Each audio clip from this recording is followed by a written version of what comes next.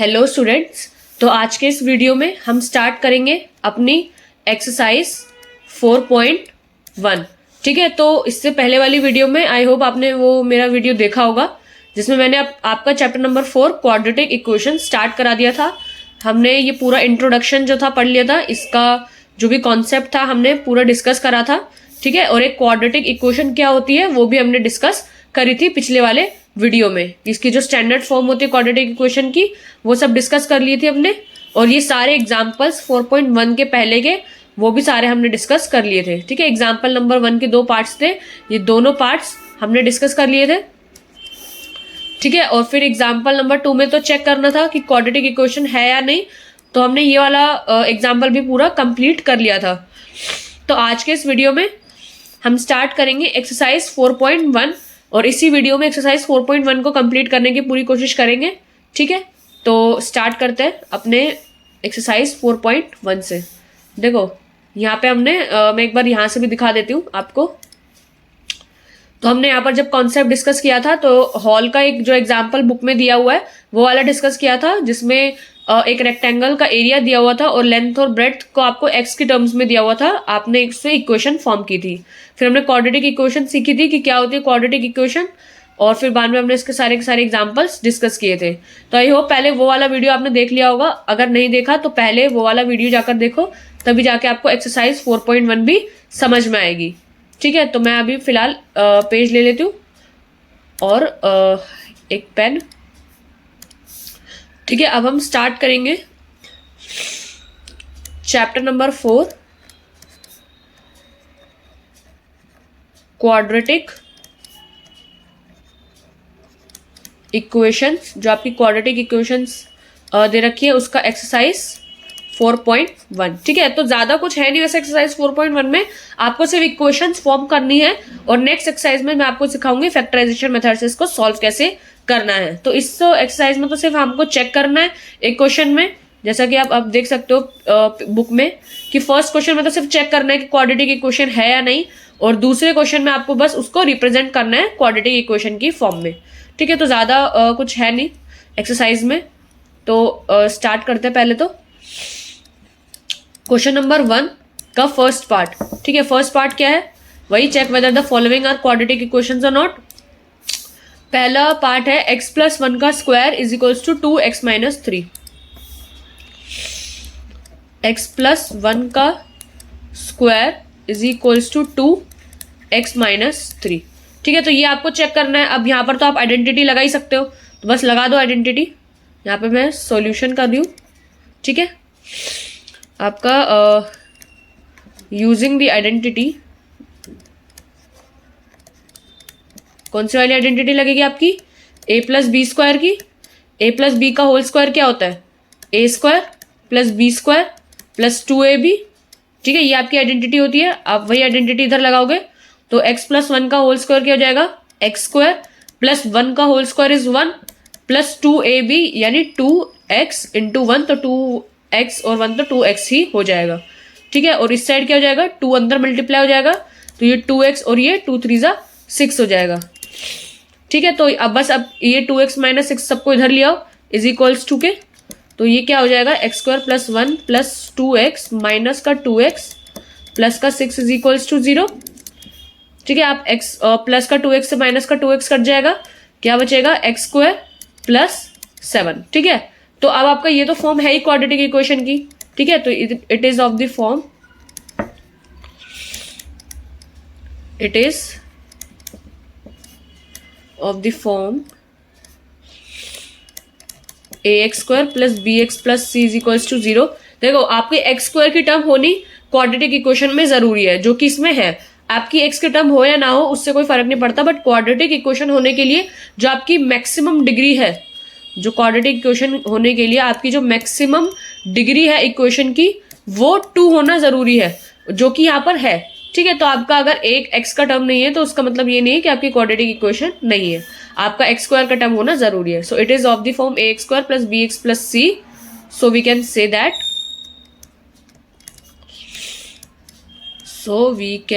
That, this is a quadratic equation. ये क्या है? आपकी क्वाड्रेटिक इक्वेशन है।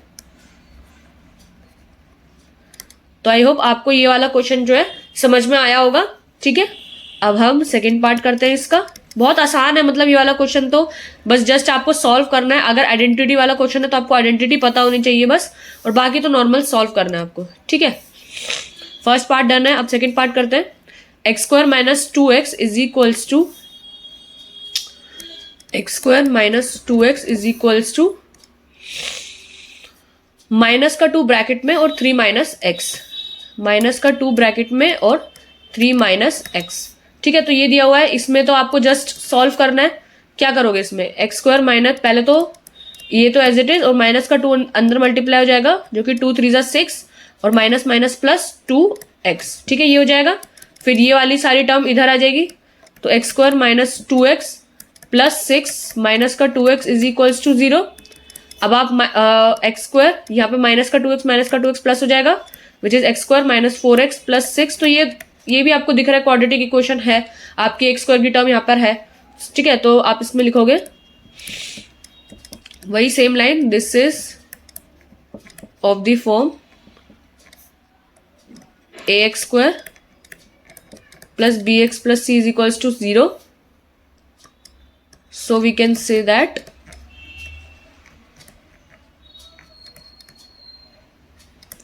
तो आप क्या कह सकते हो? So we can say that this is a quadratic equation. ये आपकी क्वाड्रेटिक इक्वेशन है।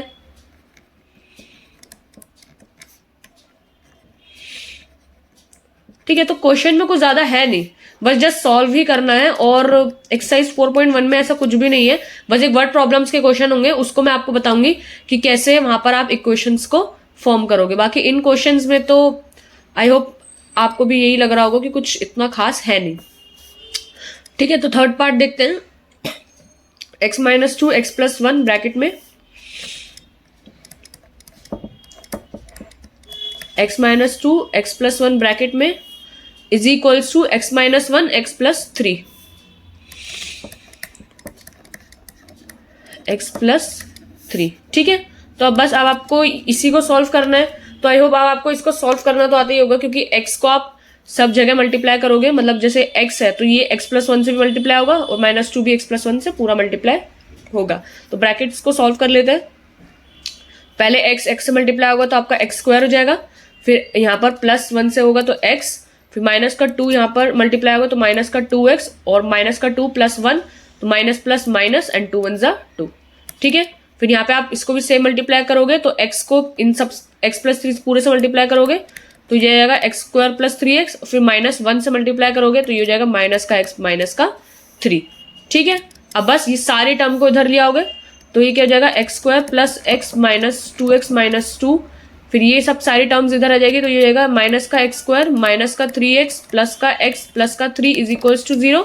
ये सारी टर्म हम इधर ले आए। ठीक है, फिर आपका जो कट रहा है आप काट दो। आप x स्क्वायर से x स्क्वायर काट सकते हो, और प्लस का x और माइनस का 3, ये तो और कुछ कट नहीं रहा। आप सॉल्व करो नॉर्मल, तो एक x प्लस x यहाँ पर है और प्लस x यहाँ पर है, तो ये तो क्या हो जाएगा? 2x हो जाएगा आपका 2x, और यहाँ पे एक माइनस का 2x है तो ये तो एज इट इज कट गया, और बचा क्या? माइनस का 3x। ठीक है, और आपका यहाँ पर माइनस का 2 और प्लस का 3 बच रहा है, which is 1 is equals to 0। तो आपको दिख रहा होगा यहाँ पर कि आपका क्वाड्रेटिक इक्वेशन नहीं बना है, क्योंकि आपकी x स्क्वायर की टर्म पहले ही कट गई थी। ठीक है, तो आपको वहीं से दिख रहा है कि ये क्वाड्रेटिक इक्वेशन नहीं है। ये क्या है? ये एक लीनियर इक्वेशन है। ये क्या है? एक लीनियर इक्वेशन है आपकी, क्वाड्रेटिक नहीं है। सो आप लिखोगे this is not the form of ax square plus bx plus c. This is not the form of ax square plus bx plus c is equals to 0. So we can say that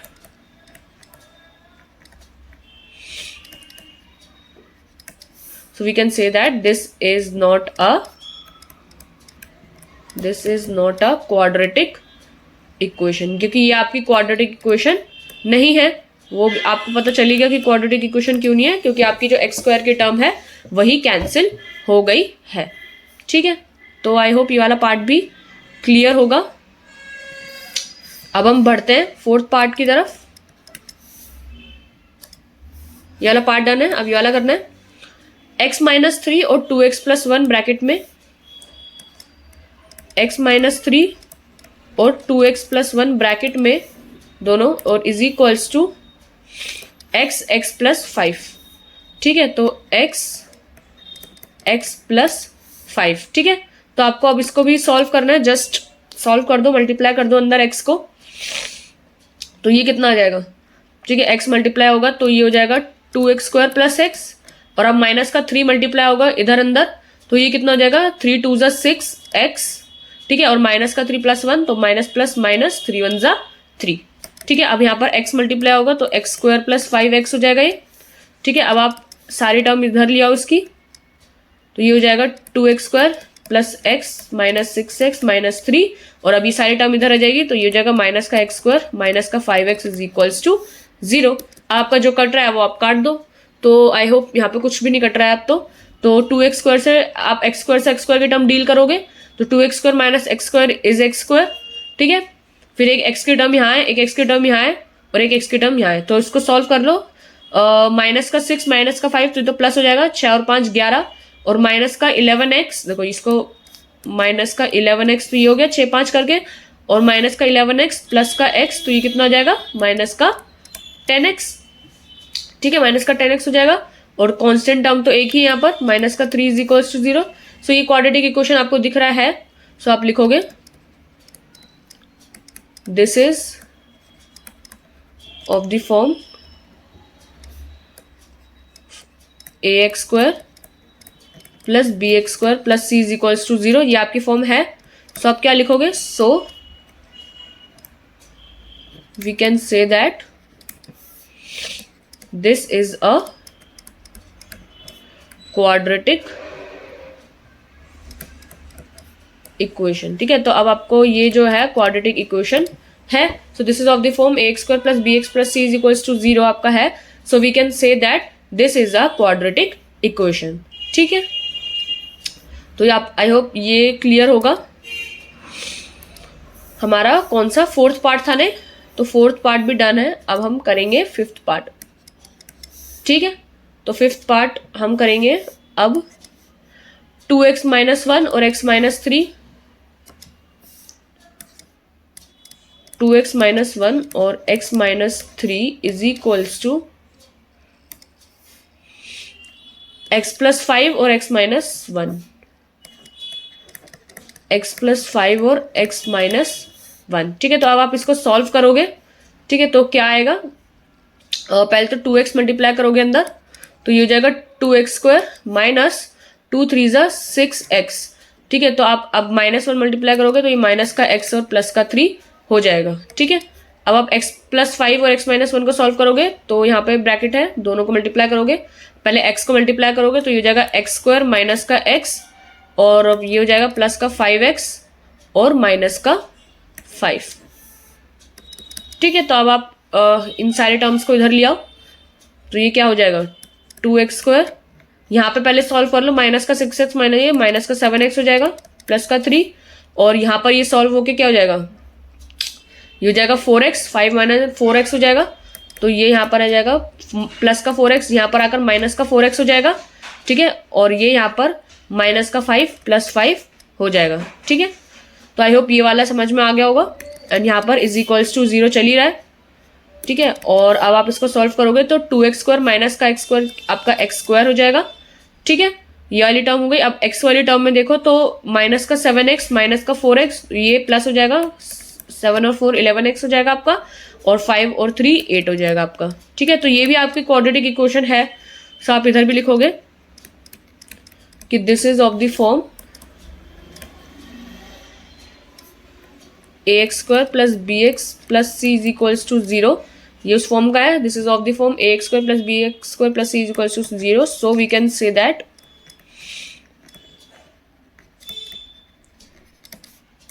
this is a quadratic equation.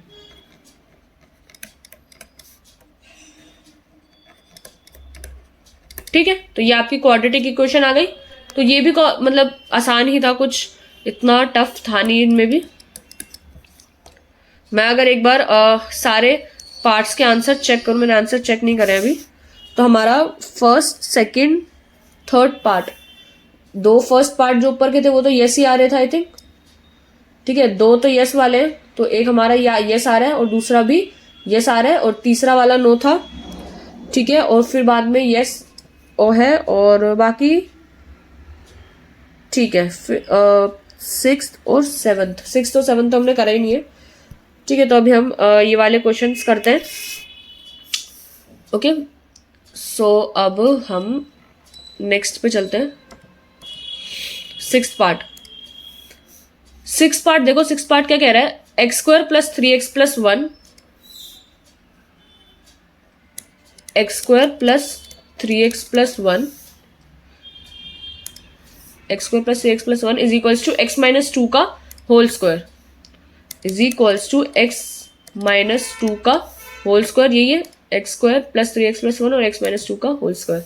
यहाँ तो आप identity लगाओगे, so using the identity यहाँ पे लिख देते हैं, ठीक है।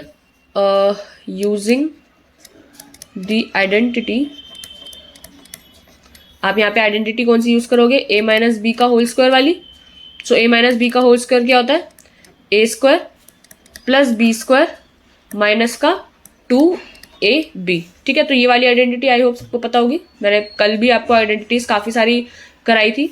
सो a - b का whole square is equals to a² + b² minus का 2ab, ठीक है। ये आपकी आइडेंटिटी, आप इसको लगाओगे यहाँ पर, तो यहाँ तो as it is x² + 3x + 1 ही रहेगा, और यहाँ पे आप सॉल्व करोगे तो ये हो जाएगा x² + b का स्क्वायर यानी 2 का स्क्वायर इज 4 माइनस का 2ab विच इज 2 2 = 4x, ठीक है। अब आप इन सबको यहाँ ले आओगे तो यहाँ साफ दिख रहा है x² की टर्म कैंसिल ही हो जाएगी, तो ये क्वाड्रेटिक इक्वेशन नहीं बनेगी, ठीक है। तो आपका ये तो कैंसिल हो जाएगा x² से x², तो आपका यहाँ पे सिर्फ ये x वाली टर्म बचेगी, वो भी 7x और माइनस का 3 बचेगी। तो ये तो आपका क्वाड्रेटिक है ही नहीं, ये तो आपकी लीनियर इक्वेशन है, लीनियर इक्वेशन है। सो आप यहाँ पे लिखोगे this is not the form of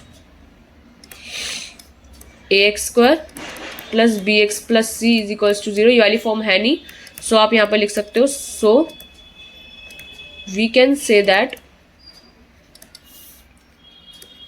this is not a quadratic equation, ठीक है। तो ये आपकी क्वाड्रेटिक इक्वेशन नहीं आई।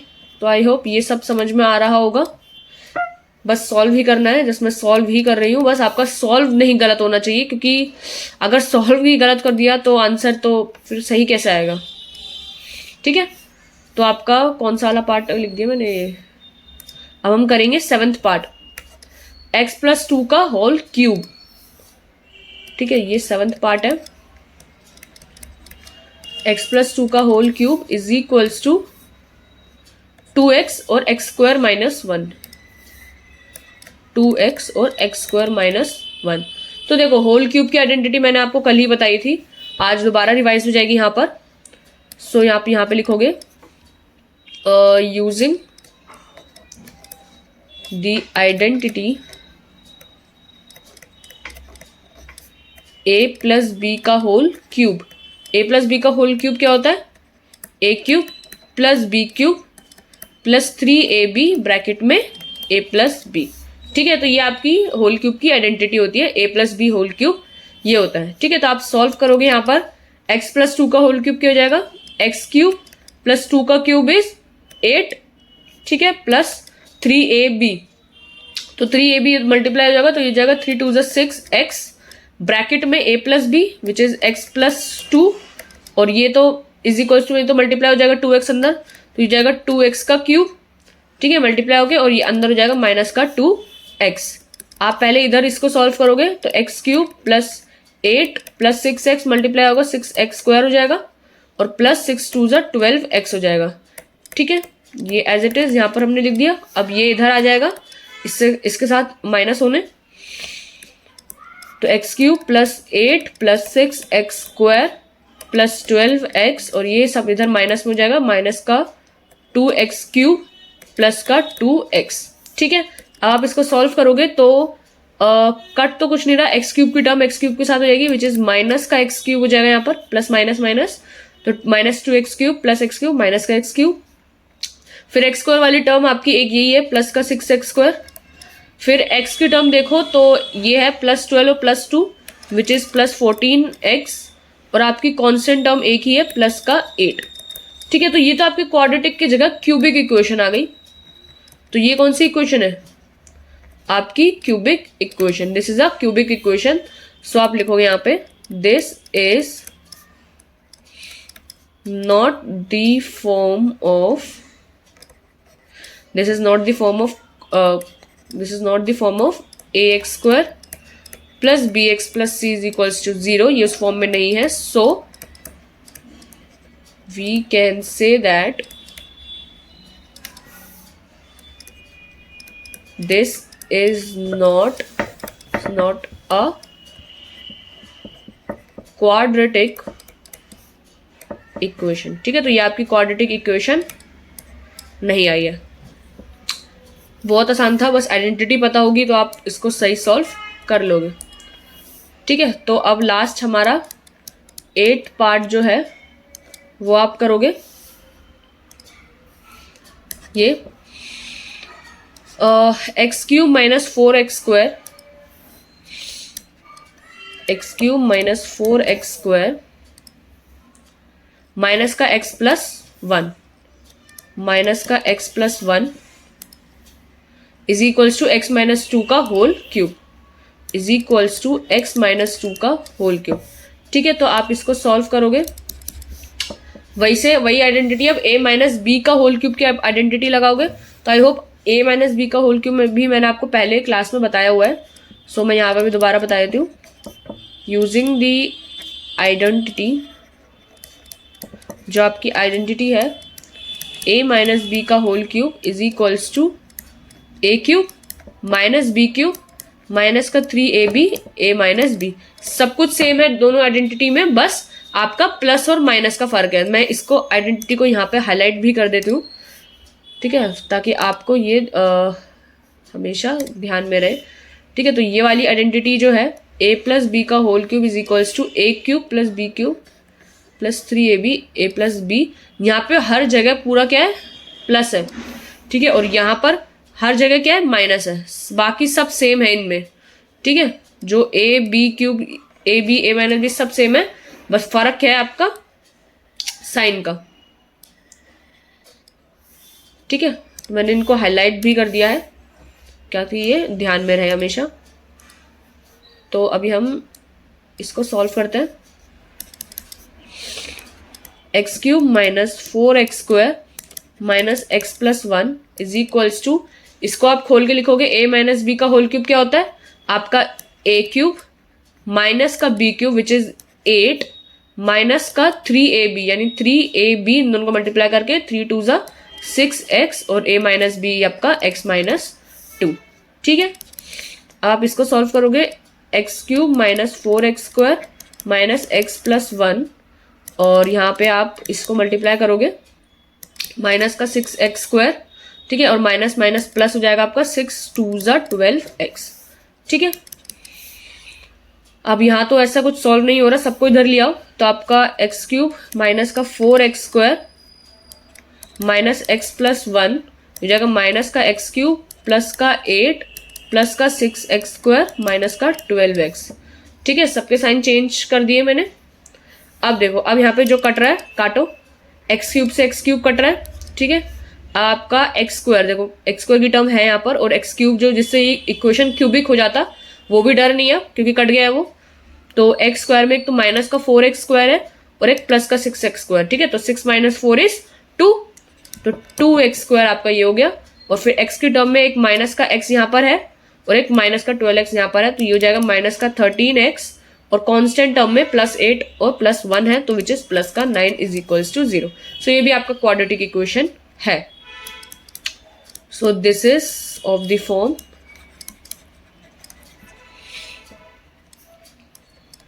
ax square plus bx plus c is equals to 0 है. So we can say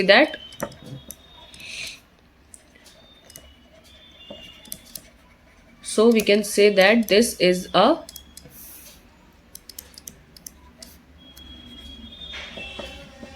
quadratic equation. ठीक है, तो ये आपकी क्वाड्रेटिक इक्वेशन है. तो इसी के साथ हमने क्वेश्चन नंबर 1 के सारे पार्ट्स जो है करके देख लिए हैं आपके. अब जो स्टार्ट होगी वो होगी वर्ड प्रॉब्लम्स. वर्ड प्रॉब्लम्स में भी जस्ट आपको इक्वेशन ही फॉर्म करनी है और कुछ भी नहीं करना है, सॉल्व उसको नहीं करना है. ठीक है, आपके क्वेश्चन नंबर 2 से. ठीक है, तो आई होप ये तो आपको सब सारे के सारे क्लियर हो गए होंगे. बस इसमें तो हमने जस्ट सॉल्व ही करा. क्वेश्चन नंबर 1 में भी बस सॉल्व करा आइडेंटिटी लगा के आपकी a प्लस बी का होल स्क्वायर. तो देखो सारी आइडेंटिटी यहाँ पे भी वैसे यूज हो गई है. मैं इन आइडेंटिटीज को भी हाईलाइट कर देती हूँ. ठीक है, ताकि ये वाली आइडेंटिटीज भी आपको याद रहे. ठीक है, तो आपकी a प्लस बी के होल स्क्वायर वाली आइडेंटिटी भी यहाँ पर यूज हो गई और उसमें ये क्वाड्रेटिक इक्वेशन नहीं था और इधर तो सॉल्व ही करना था. जस्ट थर्ड पार्ट में भी जस्ट सॉल्व करना था. फोर्थ में भी आपकी कोई आइडेंटिटी नहीं है. फिफ्थ में आइडेंटिटी नहीं है. सिक्स्थ में आपकी a minus b whole square वाली आइडेंटिटी, ये तो सबको याद रहती है. मतलब a प्लस बी का होल स्क्वायर और a माइनस बी का होल स्क्वायर की आइडेंटिटी तो सबको याद रहती है. ठीक है, बाकी जो identity a plus b cube की और a माइनस बी का होल क्यूब और a प्लस बी का होल क्यूब की जो आइडेंटिटी थी वो मैंने आपकी हाईलाइट कर ही दी है ताकि आपके वो रहे याद में. ठीक है, तो अब हम क्वेश्चन नंबर 2 का सेकंड पार्ट लेते हैं.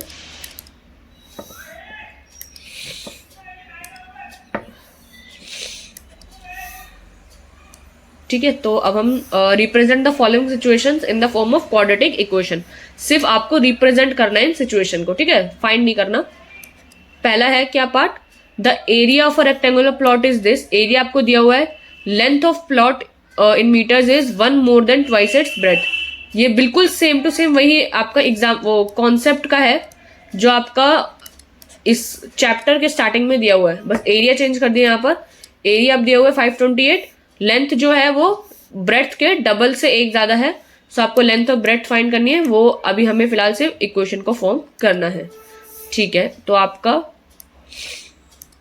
जो यहां पर दिया हुआ है वो क्या है, क्वेश्चन नंबर 2 का फर्स्ट पार्ट लेट कर लेते हैं. क्या प्लॉट है कि the area of a rectangular plot. तो लेट द ब्रेथ, जो आपके इस प्लॉट की ब्रेथ है, let the breadth of the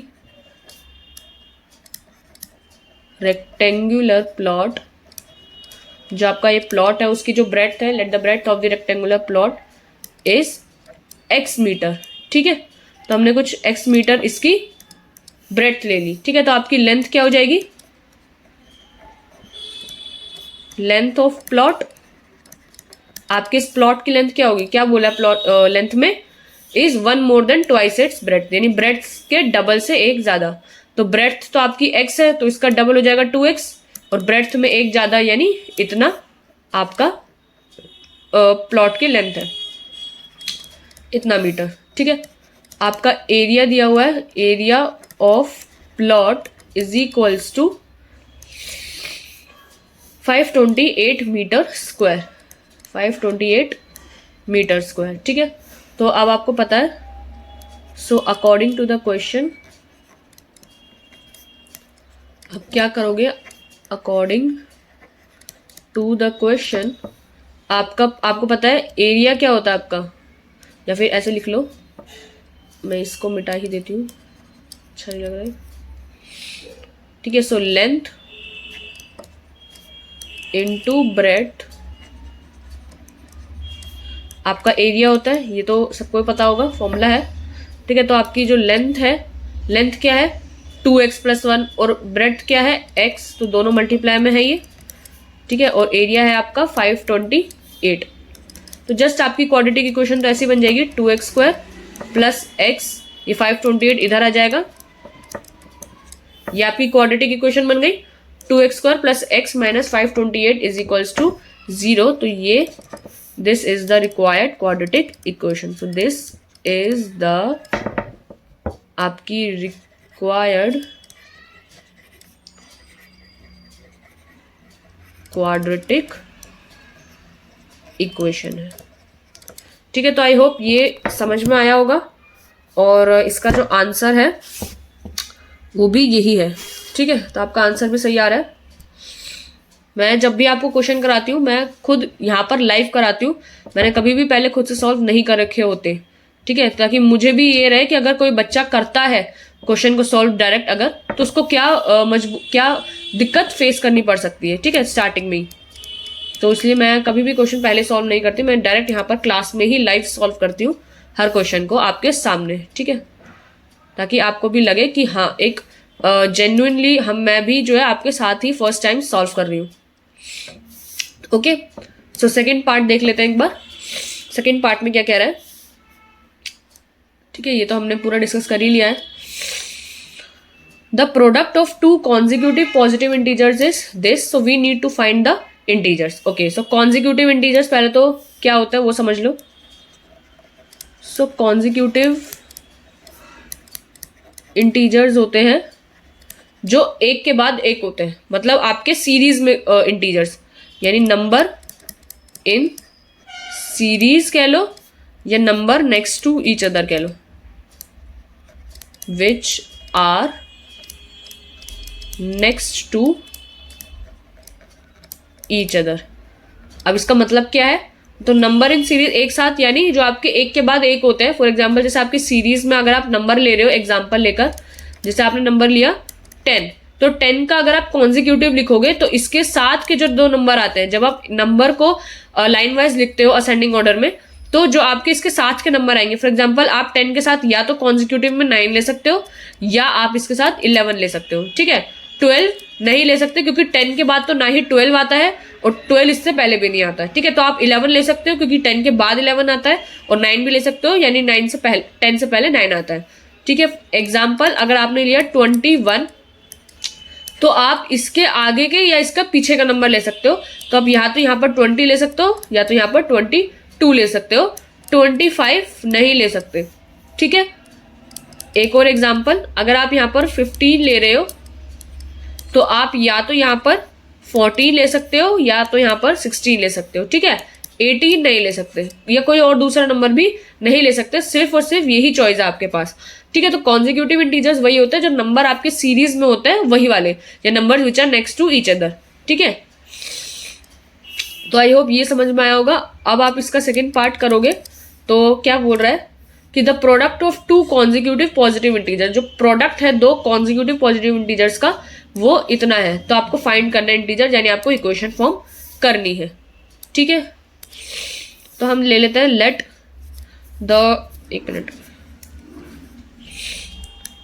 the first integer, आपको फर्स्ट इंटीजर इज x, मान लो कोई एक x आपका इंटीजर है, first integer, so the other consecutive integer, तो जो आपका दूसरा इंटीजर होगा वो कौन सा होगा, इज x+1। अब देखो यहाँ पर आप x+1 भी ले सकते हो या आप यहाँ पर x-1 भी ले सकते हो। मैं आपको दोनों से करके एक बार बताऊंगी कि अगर कभी आपको डाउट रहे कि नहीं x के बाद x+1 ही क्यों लिया, तो आप x से x-1 भी ले सकते हो क्योंकि ये दोनों ही कॉन्जिक्यूटिव है आपके। ठीक है, तो मैं आपको यहाँ पर दोनों से करके बताऊंगी, अगर एक बार x+1 लिया और एक बार x-1 लिया। ठीक है, तो अभी मैं फिलहाल यहाँ पर x+1 और x ले रही हूँ दोनों नंबर। ठीक है, आपके जो नंबर्स हैं अभी फिलहाल मैंने यहाँ पर ये लिए हैं, और अब मैं यहाँ पर x-1 और x अब यहाँ पर ये वाले नंबर्स लूंगी। ठीक है, तो दोनों से आपकी क्वाड्रेटिक इक्वेशन बनेगी और जब आप इसको सॉल्व करोगे तो दोनों से आंसर सेम ही आएगा आपका। ठीक है, so according to the question, आपके क्वेश्चन के अकॉर्डिंग क्या है, प्रोडक्ट जो है दोनों का 306 है। ठीक है, तो प्रोडक्ट यानी x और x+1 आपका 306 है। ठीक है, तो आप इसको मल्टीप्लाई करोगे तो x² + x is equals to 306 तो आप इसको ऐसे लिख सकते हो x square plus x minus 306 is equals to 0। तो ये तो आपकी क्वाड्रेटिक इक्वेशन है। So this is our required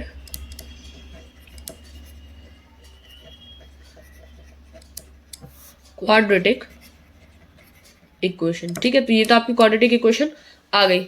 बाकी आप एक बार यहां पर भी करके देख लो कि अगर कोई पर्सन ये वाला नंबर लेता है तो क्या होता है। According to the question x minus 1 और एक्स है, तो दोनों को मल्टीप्लाई करके क्या आ रहा है आपका 306। मल्टीप्लाई करोगे तो x square minus x is equals to 306 आ जाएगा आपका। इसको इधर लिखोगे तो x square minus x minus 306 is equals to 0। So ये भी हमारी एक दिस इज आवर रिक्वायर्ड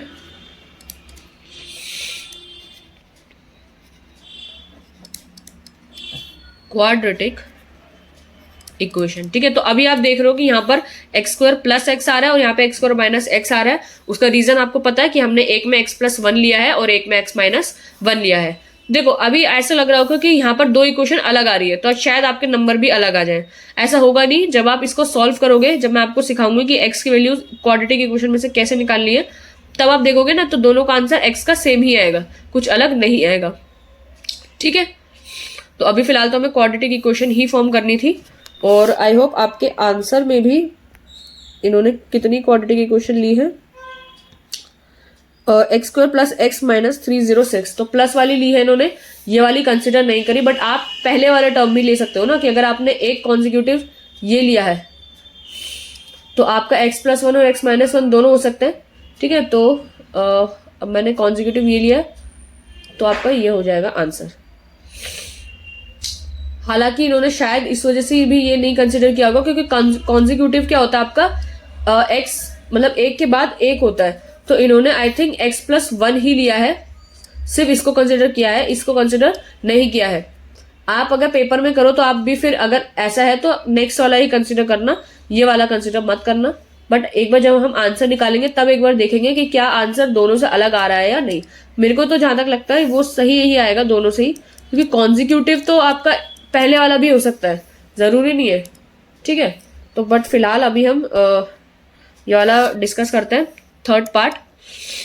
ठीक है, तो क्या बोला, Rohan mother is 26 years older than him. तो रोहन की जो मदर है वो 26 ओल्डर है, रोहन से बड़ी है मतलब। The product of their ages 3 years from now will be this, so we would like to find Rohan की प्रेजेंट एज। तो दोनों की प्रेजेंट एज हम ले लेते हैं। लाइक रोहन की अगर एक्स हो जाएगी प्रेजेंट एज, तो रोहन की मदर की क्या होगी एक्स प्लस 26, क्योंकि वो उससे 26 साल बड़ी है।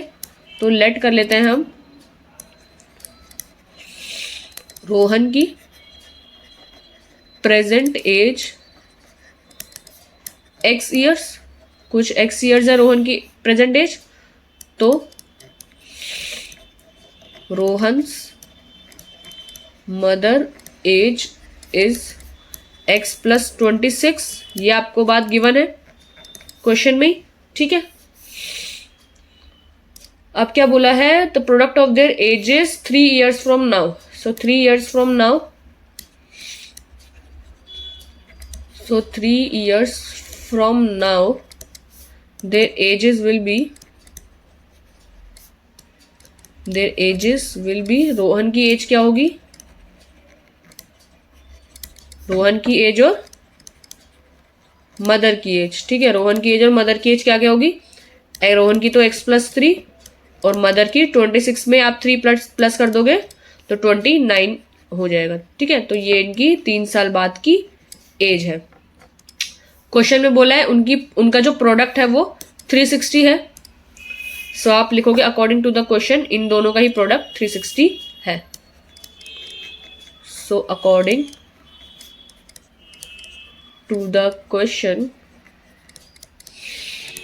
क्या x प्लस 3 और x plus 29 is equals to 306 है ना, 360 है। ओके, ये 360 है। ठीक है, अब आप सॉल्व कर लो इसको तो x का इससे हो जाएगा तो एक्स स्क्वायर प्लस 29x हो जाएगा ठीक है, और 3 मल्टीप्लाई होगा तो 3x और 3 इंटू 29 कितना हो जाएगा, 3 9 जा 27, 7 एंड 2 क्यू में 3 2 6, 7 और 8, 87 is equals to 360।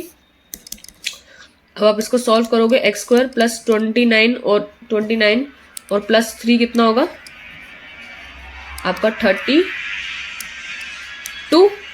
32 x plus 87 minus का 360। अब आप इसको सॉल्व कर लो और आपकी क्वाड्रेटिक इक्वेशन फॉर्म हो जाएगी। एक्स स्क्वायर प्लस 32 एक्स, यहाँ माइनस कर लो, 360 में से 87 जाएंगे कितना आएगा आपका, 10 में से 7 गया 3 और ये बचा 5 में से 8 गए तो 8 9 10 11 12 13 14 15 आपका 7 और ये 273। ठीक है, तो आई थिंक आपका आंसर भी यही आ रहा है और इसका 273। हाँ ठीक है, तो आपकी ये जो है आपकी रिक्वायर्ड क्वाड्रेटिक इक्वेशन है। ठीक है, so this is our required quadratic equation. ठीक है, तो ये आपकी जो क्वाड्रेटिक इक्वेशन आई है वो ये है। अब आप कौन सा थर्ड पार्ट तो कर लिया, फोर्थ पार्ट है लास्ट। ठीक है, वो करेंगे, फिर इस एक्सरसाइज को ख़त्म करेंगे एंड जो भी आज किया है उसको एक बार रिवाइज करेंगे, फिर आपकी ये वाली एक्सरसाइज ओवर हो जाएगी और फिर नेक्स्ट जो करेंगे वो डिस्कस करेंगे। A train travels a distance of 480 kilometre at a uniform speed. ठीक है, डिस्टेंस दे रखा है आपको। If the speed had been 8 kilometre are less then it would have taken 3 hours more to cover the same distance. Okay, so we need to find the speed of train. आपको ये concept तो पता ही होगा कि जो आपका distance होता है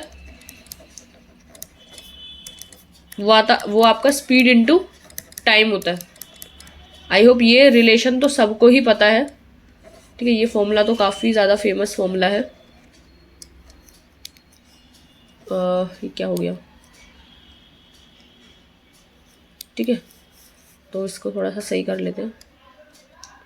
ठीक है, तो आपका डिस्टेंस जो होता है स्पीड इनटू टाइम होता है और वहाँ पर जो डिस्टेंस दिया हुआ है 480 किलोमीटर का दिया हुआ है और बोला कि अगर स्पीड 8 कम होती, 8 किलोमीटर पर आवर लेस होती और टाइम तो 3 घंटा ज़्यादा लगता। ठीक है, तो आपका लेट कर लेते हैं, आपकी जो ओरिजिनल स्पीड है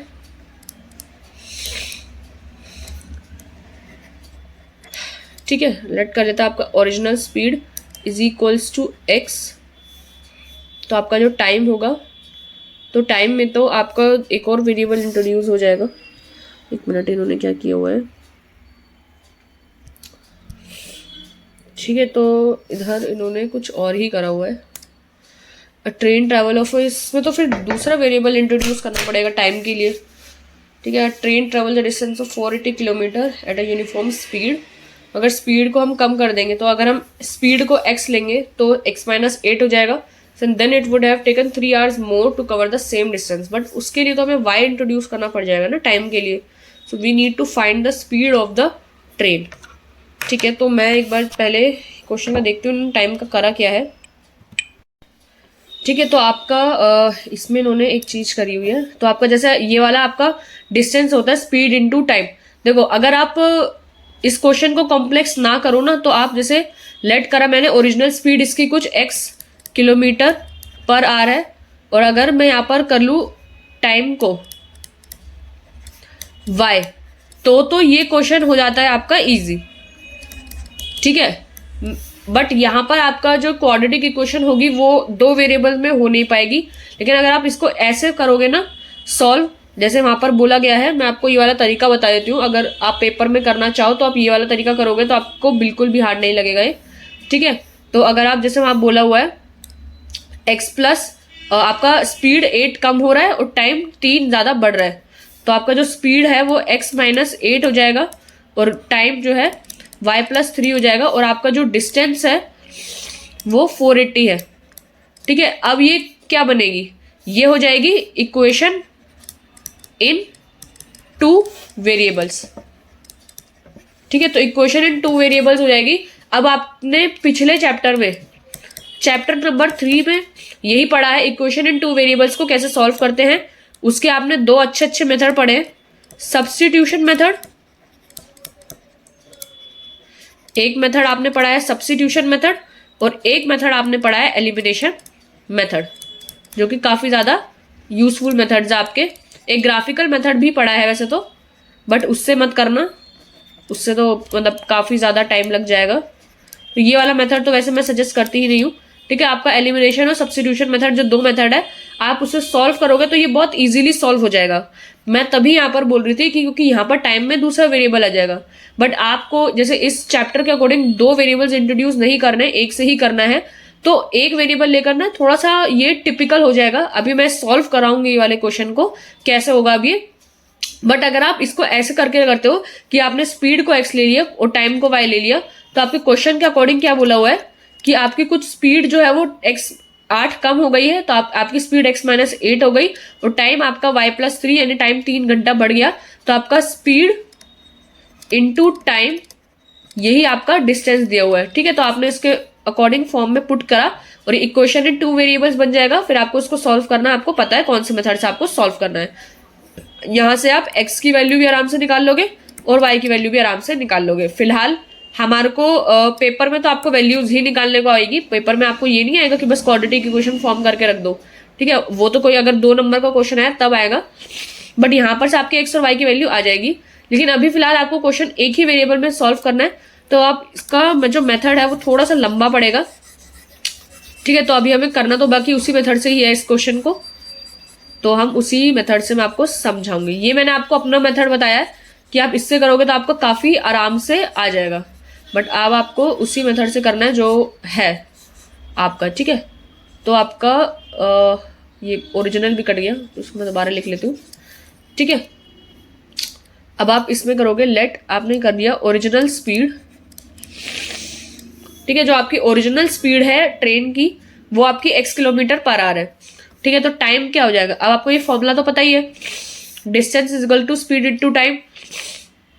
आपको डिस्टेंस भी दे रखा है, आपको स्पीड आपने ले ली है, तो टाइम को भी आप x की फॉर्म में लिख सकते हो। तो टाइम क्या हो जाएगा आपका, डिस्टेंस स्पीड मल्टीप्लाई में तो नीचे आ जाएगा स्पीड, टाइम आपका डिस्टेंस अपॉन स्पीड है, आपका डिस्टेंस 480 ही है ना, हाँ 480 ही है, 480 अपॉन में x, ठीक है। तो ये आपका टाइम आ गया, ठीक है। अभी आपको 480 अपॉन में x करके आया, ये आपका टाइम आ गया x की टर्म्स में, ठीक है। तो अब जस्ट आपको क्या बोला क्वेश्चन के अकॉर्डिंग, so according to the question आपकी स्पीड बढ़ रही, स्पीड कम हो रही है, जो आपकी ड्यू स्पीड है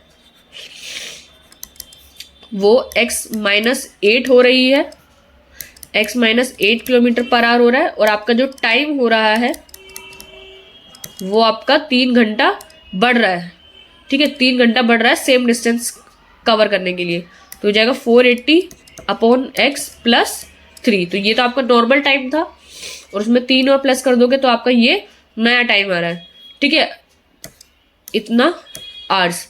अगर आप इसको सॉल्व कर लोगे यहीं पर ही, तो ये कितना होगा, एलसीएम लेकर नीचे तो आपका x आ जाएगा और ऊपर आ जाएगा आपका 480 प्लस 3x, ठीक है। तो आपका आप इसको ऐसे भी लिख सकते हो। जब हम इसको सॉल्व करेंगे तो देखते हैं हमारे को क्या चीज यूज करनी होगी, ठीक है। तो आपका जो डिस्टेंस है वो तो वही है 480 किलोमीटर, सो आप इसको लिखोगे distance is equals to speed into time, या उल्टा लिख लो क्योंकि हम इक्वेशन उसी फॉर्म में लिखेंगे फिर, ठीक है। स्पीड इनटू टाइम आपका डिस्टेंस है, ठीक है। अब आपको स्पीड जो आपकी नई स्पीड है उसी के अकॉर्डिंग आपको मल्टीप्लाई करना है।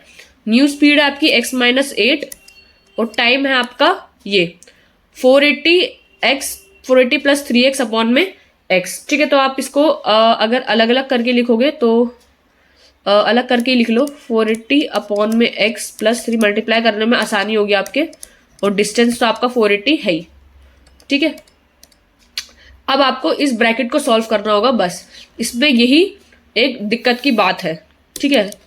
तो सॉल्व करो, क्योंकि अब सॉल्व करोगे तो कुछ ना कुछ तो गड़बड़ कर ही दोगे। तो अब जब x मल्टीप्लाई होगा 480 अपॉन एक्स से, जब आपका x मल्टीप्लाई होगा 480 अपॉन एक्स से, तो ये तो कट ही जाएगा। तो आपका ऊपर बचेगा क्या, सिर्फ 480। ठीक है, फिर आप इसको मल्टीप्लाई करोगे इससे, तो ये तो प्लस का 3x हो जाएगा। ठीक है, अब आप 8 को मल्टीप्लाई करोगे माइनस के 8 को 480 से, तो ये कितना हो जाएगा, 8 8 जा 64, तो 4 एंड 6 क्यूब में 8 4 जा 32 एंड 32 प्लस 6 कितना हो जाएगा, 32 प्लस 6 इज 38। ठीक है, तो ये आपका ये माइनस का और नीचे x आ जाएगा आपका, और ये मल्टीप्लाई होगा इसके साथ, तो 8 3 जा 24, ये आपका 480। अब आपको यहाँ पर एलसीएम लेना होगा x के साथ पूरा, तो ये हो जाएगा 480x plus 3x square minus का 3840 और माइनस का 24x। ठीक है, और आपका ये 480 तो है ही, अब ये x इधर चला जाएगा इसके साथ, तो ये क्या हो जाएगा, आप इसको सॉल्व कर लो जितना सॉल्व हो रहा है, 3x स्क्वायर और x का x के टर्म्स के साथ हो जाएगा, तो प्लस 480x माइनस का 24x, आप इसको माइनस करोगे तो 480 माइनस 24, तो ये कितना हो जाएगा, 10 में से 4 गया 6, ये बचा 7, 7 में से 2 गया 5 और ये आपका 4। ठीक है, तो 456 आपका बचा यहाँ पर x में, और कांस्टेंट टर्म तो आपकी 3840 है ही, और यहाँ पर आ जाएगा 480x। अब आप इसको इधर ले आओ। ठीक है, इसको आप इधर ले आओगे तो ये हो जाएगा 3x square plus 456x minus 3840 minus का 480x। अब आप इसको सॉल्व कर लो तो आपकी जो क्वाड्रेटिक इक्वेशन है वो आपके सामने आ जाएगी। प्लस का 456 माइनस का 480, तो आंसर आपका माइनस में आएगा। 480 में से 56 आप हटा दो तो 10 में से 6 गया 4 और ये बचा 7, 7 में से 5 गया 2, तो माइनस का 24x बचेगा आपका, और ये होगा माइनस का 3840 आपकी इक्वेशन। अब ये शायद और छोटी हो सकती है तो आप इसको और छोटा कर लो, बाकी आपका जो आंसर है वो हाँ छोटा करके ही आ रहा है। ठीक है, तो आप इसको और छोटा करोगे, डिवाइड करोगे 3 से, so dividing the whole equation from 3। अगर आप इसको यहाँ भी छोड़ दोगे ना तो भी कोई मिस्टेक नहीं है आपके क्वेश्चन में, क्योंकि आपकी क्वाड्रेटिक इक्वेशन तो पहली फॉर्म हो चुकी है। तो 3x स्क्वायर तो कट के x स्क्वायर हो जाएगा, 3 8 जा 24 होता है तो माइनस का 8x हो जाएगा, और इसको भी आप डिवाइड कर लो तो 3 1 जा 3, 3 2 जा 6, 7 8 और 3 8 जा 24, तो माइनस का 1280 आपका आंसर आ जाएगा। And this is our required quadratic equation. यहाँ पर एक लाइन और लिख दोगे, सो दिस इज our required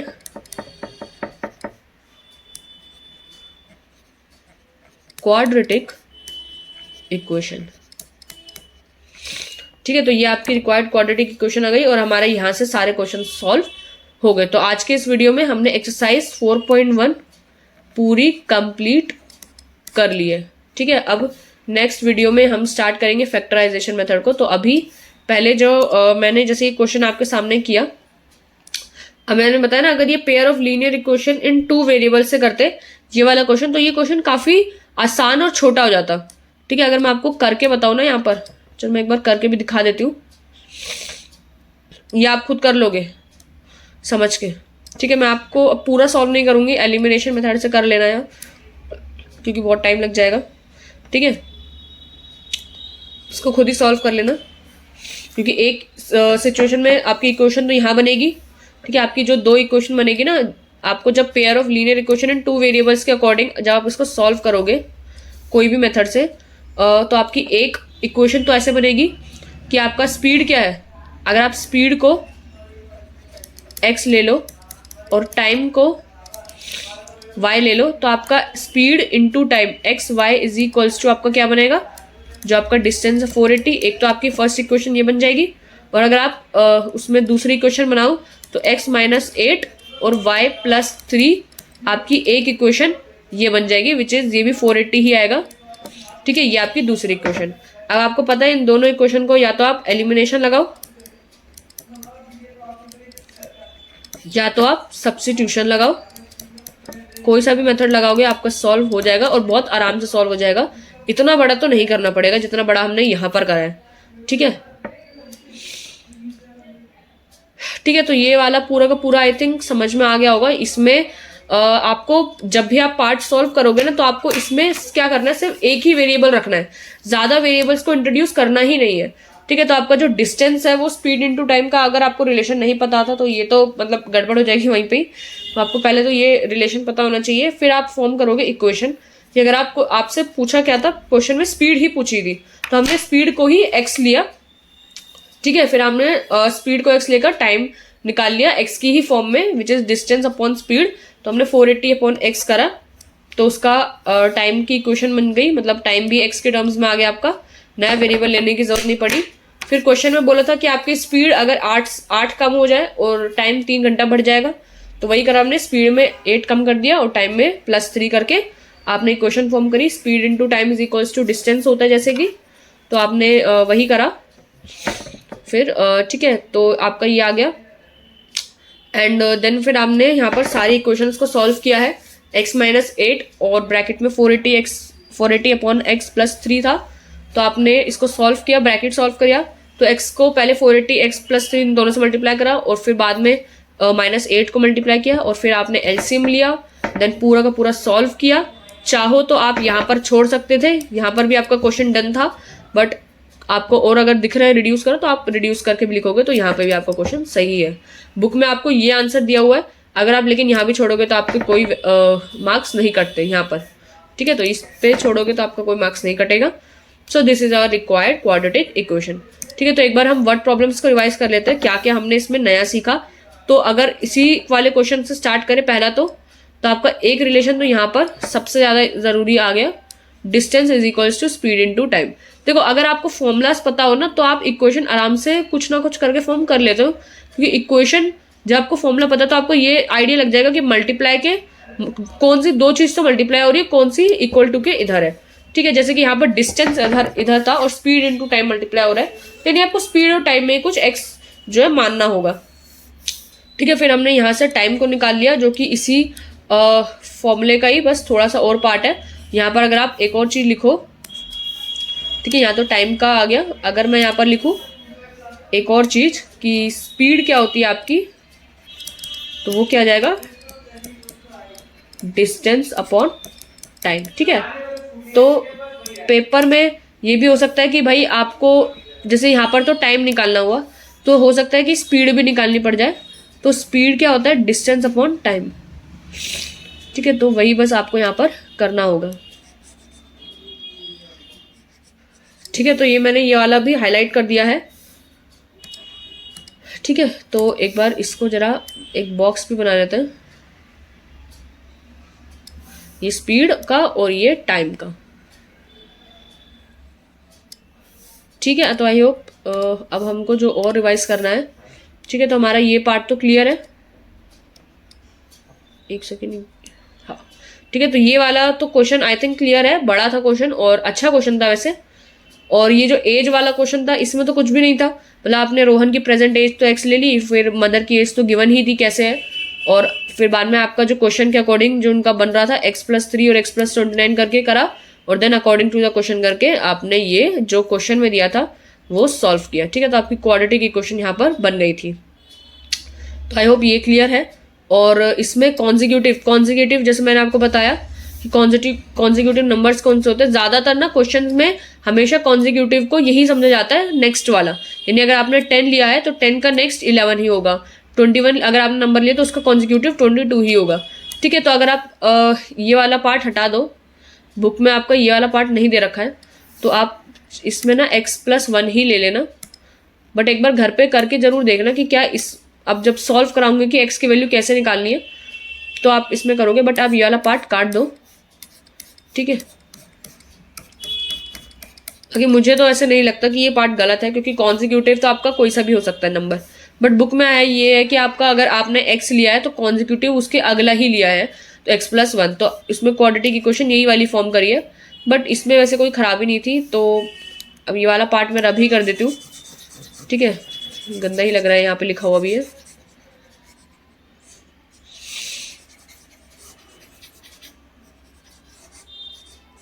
ठीक है, तो ये वाला हमारा कट ही जाएगा पूरा, और ये भी हटा देती हूँ।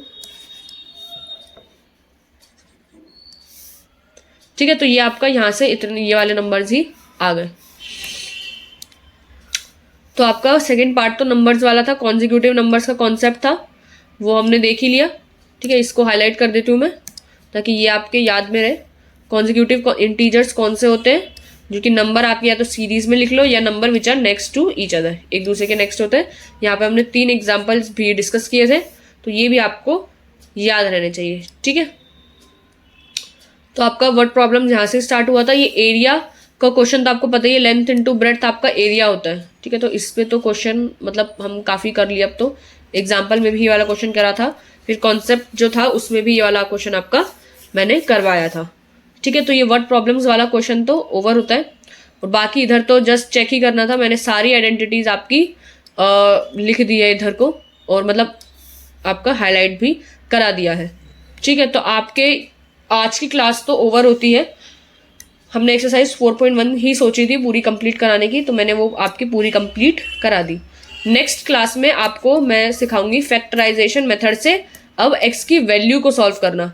अभी फिलहाल हम जब तक इक्वेशन ही फॉर्म कर रहे हैं, एक्स की वैल्यू नहीं निकाल रहे हैं हर किसी में। ठीक है, तो नेक्स्ट क्लास में मैं आपको फैक्टराइजेशन मेथड ही कराऊंगी और इसका सॉल्यूशंस कैसे फाइंड आउट करते हैं वो बताऊंगी। तो आई होप मैंने वैसे चैप्टर 2 में भी फैक्टराइजेशन मेथड कराया है। अगर आप लोगों ने मेरा वो वीडियो देखा होगा तो उन बच्चों को तो आता ही होगा करना। बाकी नहीं देखा है तो मैं नेक्स्ट क्लास में फैक्टराइजेशन मेथड अच्छे से बिल्कुल डीप में ही कराऊंगी, क्योंकि ये अब इसका पार्ट है। ठीक है, तो फिर बाद में हम जब फैक्टराइजेशन मेथड को कर लेंगे तो आपके कुछ एग्जाम्पल्स दिए हुए हैं, जैसे कि ये यहाँ पे आपको फैक्टराइजेशन मेथड से रूट्स फाइंड करने हैं। ठीक है, और फिर यहाँ पे भी और आपके इसमें एग्जाम्पल्स थोड़े हैं।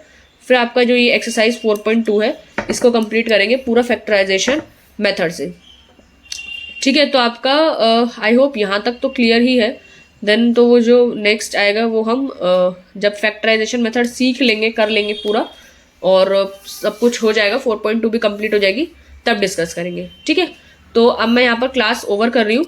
आपको जो मैंने आज पढ़ाया पूरा एक्सरसाइज 4.1 वो रिवाइज करके आना। ठीक है, तो मैं अब क्लास को एंड कर रही हूँ आपकी। ठीक है, so now I am ending the video.